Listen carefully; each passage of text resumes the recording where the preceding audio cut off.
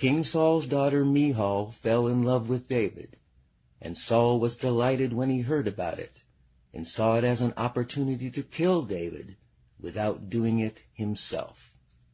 He offered her to David as his wife, but David said he was not worthy to marry the daughter of a king. Saul said that the only dowry he would need was 100 dead Philistines, and that vengeance on my enemies is all I want. But what Saul really had in mind was that David would be killed in the fight. But this was not to be so. David and his men went out and killed not 100, but 200 Philistines. So Saul not only had to give Michal to him, he had to watch as David became more and more popular with the people. Whenever the Philistine army attacked, David was more successful against them than all the rest of Saul's officers, and David's name became very famous throughout the land. One day, as Saul was sitting at home listening to David play the harp, the tormenting spirit from the Lord attacked him. Once again, he hurled his spear at David in an attempt to kill him. David dodged the spear and fled into the night, leaving the spear embedded in the timber of the wall. He went to his quarters, and Michal told him he had to get away or he would be killed. Saul sent troops to watch David's house, so Michal helped him escape out a window. Then she took an idol and put it on his bed and covered it with blankets with its head on a pillow of goat's hair. When Saul's soldiers came to arrest him and take him back to Saul, they found that they had been deceived. Michal told her father that she had to deceive them, saying that David threatened to kill her if she didn't help him. David fled to Ramah and told Samuel what had happened, and he took David to live with him at Naioth, a school for prophets that Samuel presided over. When the report reached King Saul that David was in Ramah, he sent soldiers to capture him.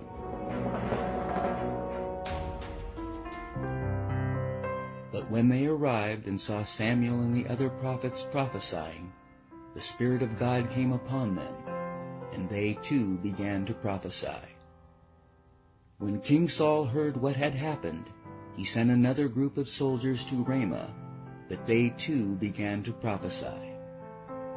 And then the same thing happened a third time.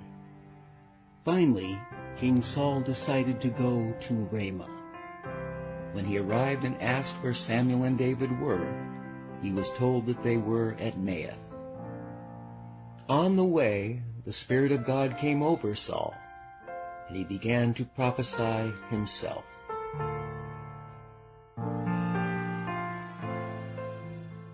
David and a band of men fled to Nob, a priestly town near Jerusalem.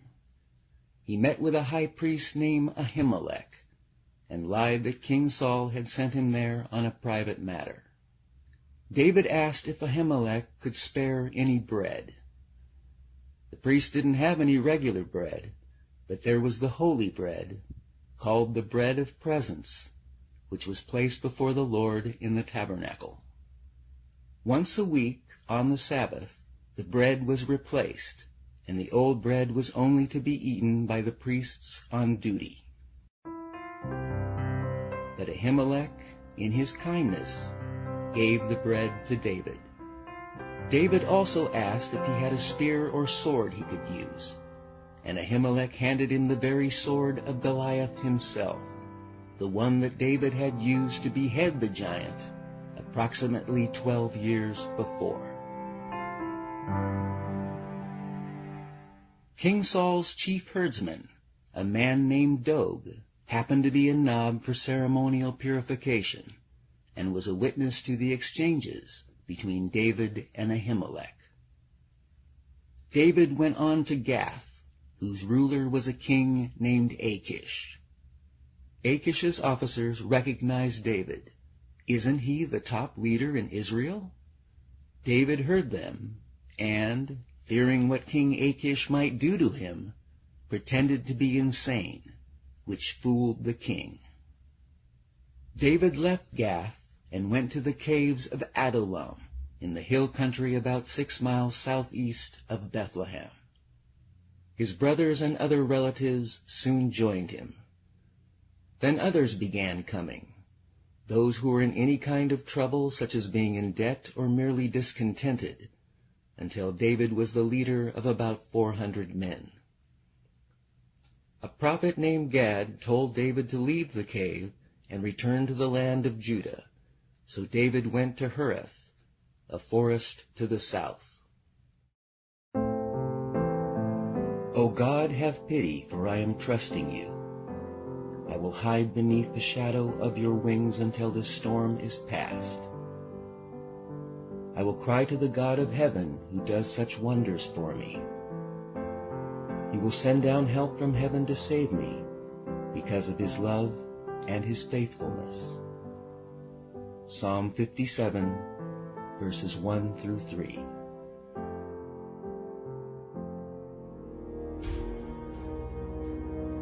In Gibeah, Doeg told King Saul about seeing David in Nob.